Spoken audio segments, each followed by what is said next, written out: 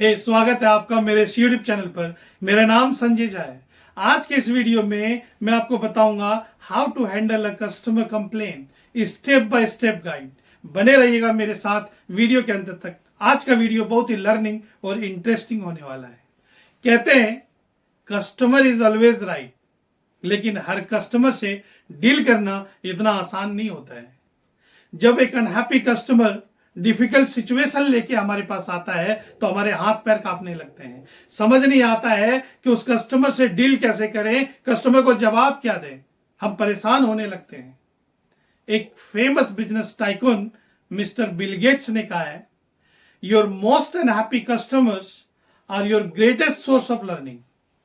इसीलिए ऐसे कस्टमर से, ऐसे डिफिकल्ट सिचुएशन से परेशान नहीं होने हैं, बल्कि सामना करने हैं एक लर्निंग के लिए। क्योंकि ये कस्टमर ही तो है जो हमारे सोर्स ऑफ बिजनेस है।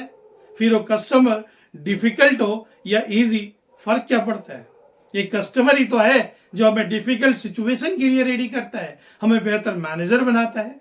ये कस्टमर ही तो है जो हमारे सर्विस में इंप्रूवमेंट दिलाता है। ये कस्टमर ही तो है जो हमारी ट्रेनिंग में डेवलपमेंट दिलाता है। इसीलिए जब ऐसे कस्टमर को सही तरीके से हैंडल किया जाए तो ये कस्टमर बिजनेस में लंबे समय तक टिकता है। लेकिन क्या आपने कभी सोचा है ये कस्टमर कंप्लेन क्यों करता है? आखिर वो वजह क्या है जिसकी वजह से इतनी फ्रस्ट्रेशन निकालता है? देखिए, दो चीजें हैं। पहला आपका प्रोडक्ट और दूसरा आपकी सर्विसेज। जब आपका प्रोडक्ट कस्टमर के हिसाब से नहीं मिलता है तो कंप्लेन आता है, और जब आपकी सर्विसेज में कोई दिक्कत आती है तो कंप्लेन आता है। यही दो वजह है जिसकी वजह से कस्टमर कंप्लेन करता है। लेकिन इसे हैंडल कैसे किया जाए? कस्टमर कंप्लेन हैंडल करने से पहले कुछ पॉइंट्स हैं जिसको दिल और दिमाग में एक मैनेजर को बिठा लेना चाहिए। जैसे कि कस्टमर इज ऑलवेज राइट। दूसरी बात, आप यह अज्यूम कीजिए कि कस्टमर को हक है गुस्सा करने का। तीसरी बात, जब भी आप कस्टमर कंप्लेन हैंडल करने जाते हैं, कोशिश कीजिए कि जल्द से जल्द कंप्लेन अटेंड हो और जल्द से जल्द रिजॉल्व हो। हार्वर्ड बिजनेस स्कूल का एक सर्वे है जिसमें बताया गया है कि जब कोई कंप्लेन 5 मिनट के अंदर रिजॉल्व होता है तो वो कस्टमर उस बिजनेस में लंबे समय तक टिकता है। जब कस्टमर कंप्लेन करता है तो पहले कस्टमर को रखिए, बाद में उसकी प्रॉब्लम को रखिए। इसका मतलब क्या हुआ कि जब कस्टमर आपकी प्रॉब्लम, आपकी प्रोडक्ट या सर्विसेज से रिलेटेड कंप्लेन करता है तो उसके साथ उसका इमोशंस भी जुड़ा होता है, उसके इमोशंस भी हर्ट होता है। इसीलिए पहले कस्टमर के इमोशंस को कंट्रोल करें, बाद में उसकी प्रॉब्लम को रिजॉल्व करें। Next point, on the problem. इसका मतलब क्या हुआ? कस्टमर की प्रॉब्लम को अपना प्रॉब्लम बना लीजिए। आप कस्टमर के प्रॉब्लम को इस तरीके से हैंडल कीजिए, इस तरीके से रिजॉल्व कीजिए कि कस्टमर को लगे कि भैया अब ये मैनेजर साहब आ गए हैं, अब ये रिजॉल्व कर देंगे, कोई दिक्कत वाली बात ही नहीं है। इस तरीके से आपको हैंडल करना है। Next point, be professional while handling the problem. आपको तरीके से बात करनी है, आपका वॉइस टोन सॉफ्ट होना चाहिए। हर समय प्लीज एंड थैंक यू करें ताकि बैलेंस बना रहे। Next point, resolve the problem quickly. जितनी जल्दी हो आप प्रॉब्लम को रिजॉल्व कर दें। ये कुछ पॉइंट है, आपको दिल और दिमाग में बिठा लेना चाहिए। अगर आप ऐसे कर लेते हैं तो 50% आप प्रॉब्लम वहीं पे रिजॉल्व कर देते हैं। 50% तो कस्टमर के पास जाके बताना होता है। जैसे ही आपको पता चलता है कि कस्टमर कंप्लेन हुआ है, मैनेजर को बुलाया जा रहा है, तो जैसे आप कस्टमर के पास जाते हैं, इंट्रोड्यूस योरसेल्फ। कैसे इंट्रोड्यूस करेंगे? Good evening sir, my name is Sanjay Jha, I am the restaurant manager over here, please tell me how can I help you. और अगर इंट्रोड्यूस नहीं करेंगे तो क्या होगा? होगा कुछ नहीं, लेकिन यही सवाल कस्टमर आपसे पूछेगा। तो इसीलिए टाइम वेस्ट ना हो, आप पहले ही बता दीजिए, क्योंकि कस्टमर तो पहले से फ्रस्ट्रेटेड है और वो सवाल करेगा। उससे बेहतर है कि आप ही बता दीजिए।